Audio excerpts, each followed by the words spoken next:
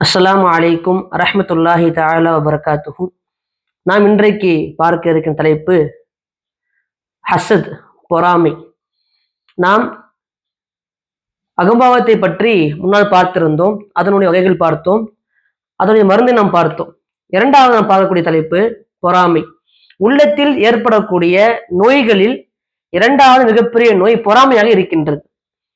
ஏன்னா இப்லீஸ் அவன் ஆதம் அலை இஸ்லாமை ஜிதா செய்யாமல் அவன் பின்வாங்கியதற்கு ரெண்டு காரணம். ஒண்ணு கிபுர், அகம்பாவம், இன்னொன்னு பொறாமை. தான் ஒரு படைப்பு இருக்கின்ற பொழுது, அல்லாஹ் புது படை படைக்கின்ற பொழுது, அது மட்டுமல்ல அல்லாஹ் இந்த பூமிக்கு ஆதம் அலை இஸ்லாம் ஹலீஃபா ஆக்கினானா இல்லையா, இதன் காரணமாக இப்லீஸ் பொறாமைப்பட்டான். அப்ப கிபுர் என்பது பெரிய நோய். கிபுரை சார்ந்துதான் அனைத்தும் வருகின்றது.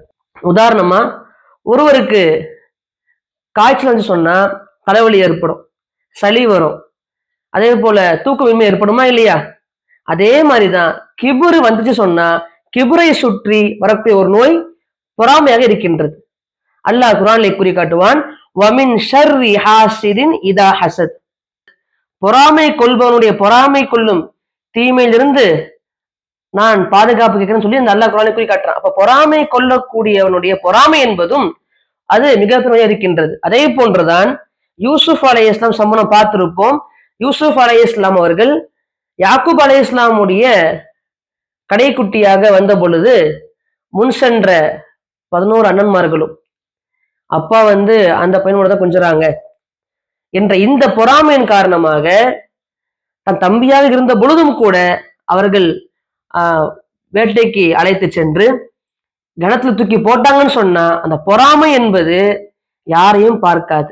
தாயாக இருந்தாலும் அதுதான், தந்தையாக இருந்தாலும் சரி, தம்பியாக இருந்தாலும் சரி, பொறாமை என்பது அது ரொம்ப கூடிய விஷயமாக இருக்கின்றது. எனவேதான் யூசுப் அலைஹிஸ்ஸலாம் அவர்கள் தம்பியாக இருந்த பொழுதும் கூட இந்த அண்ணன்மாக யாரும் என்ன பண்ணல, இறக்கம் காட்டாமல் தூக்கி போட்டாங்க கிணத்துல. ரசூலுல்லாஹி ஸல்லல்லாஹு அலைஹி வஸல்லம் கூறுவார்கள், ஈயாக்கும் அல் ஹஸத, நான் உங்களை பொறாமை எச்சரிக்கின்றேன். ஏன் தெரியுமா?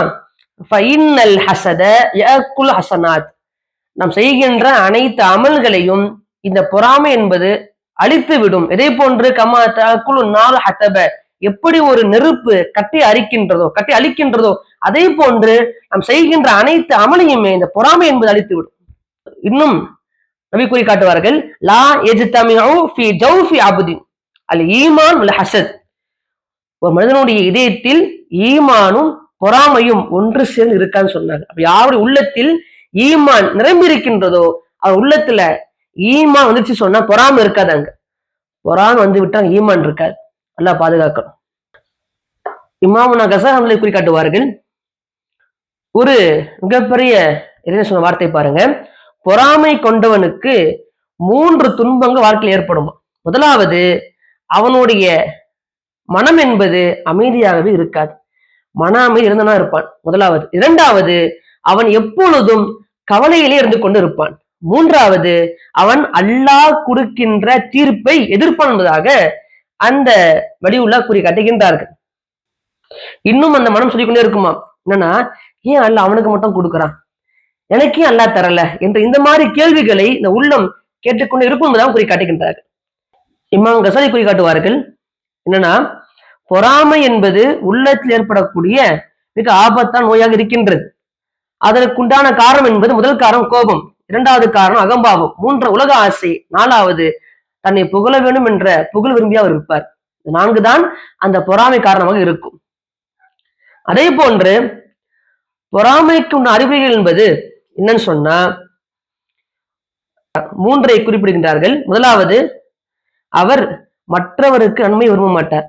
இரண்டாவது, அவர் மற்றவர் துன்பத்தில் மகிழ்ச்சியாக இருப்பார் இவர். மூன்றாவது, மற்றவரை பற்றி தகாத வார்த்தையை பேசுபவராக இருப்பார் என்பதாக குறி காட்டுறாங்க.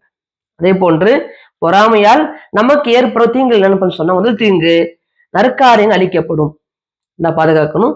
மூன்றாவது, மன அமைதி இல்லாமல் போகும். மூன்றாவது, உறவுகள் உடையும். நான்காவது, ஈமான் பலகீனமாக ஆகும்.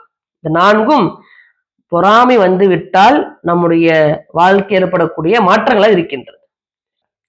அதே போன்றுதான் ஒருவருக்கு பொறாமை வந்து விட்டால் அவர் இதையெல்லாம் விரும்ப மாட்டார். முதலாவது, மற்றவர்கள் நன்மை விரும்ப மாட்டார். இரண்டாவது, மற்றவர் துன்பத்தில் இருந்தார் மகிழ்ச்சியாக இருப்பார். மூன்றாவது, மற்றவரை பற்றி குறை பேசுவார். நாலாவது, அவர் பின்னால் பேசுவார் மற்றவரை பற்றி. ஐந்தாவது, அவர் மற்றவரை பாராட்டவே மாட்டார். ஆறாவது, போட்டி மனப்பான்மை இருக்கும் அவரிடம். ஏழாவது, பிறர் செய்ய நல்ல விஷயத்தை மறைப்பார். எட்டாவது, பிறருக்கு துவா செய்யவே மாட்டார் அவர். ஒன்பதாவது, முகத்துல ஒரு விதமான ஏமாற்றத்தோட அவர் இருப்பார் அவர்.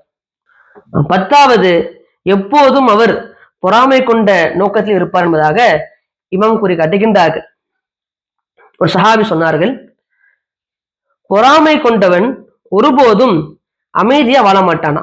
ஏன்னா மற்றவர் உயர்ந்தால் அவன் துன்பமா இருப்பான். அதே போன்று மற்றவர் உயரவில்லை என்றால் தான் தன்னை சார்ந்து இருக்கணும்னு ஆசைப்படுவான். இதாக ஒரு சஹாபிக்குரிய கருத்தையும் அவர்கள் பதிவு செய்கின்றார்கள். அப்ப பொறாமை அடையாளம் என்பது மற்றவர் நன்மை விரும்ப மாட்டார். இரண்டாவது, துன்பத்தில் மகிழ்ச்சி கொள்வார். மூன்றாவது, குறை கூறுவார். நாலாவது, பின்னால் பேசுவார். ஐந்தாவது, மற்றவரை பாராட்ட மாட்டார். ஐந்தாவது, போட்டி மனநிலை இருக்கும். ஆறாவது, நன்மையை மறைப்பார், துவா செய்ய மாட்டார், முகத்தில் வெறுப்பு இருக்கும், எப்பொழுதும் தன்னை உயர்த்தி பேச வேண்டும் விரும்புவார்.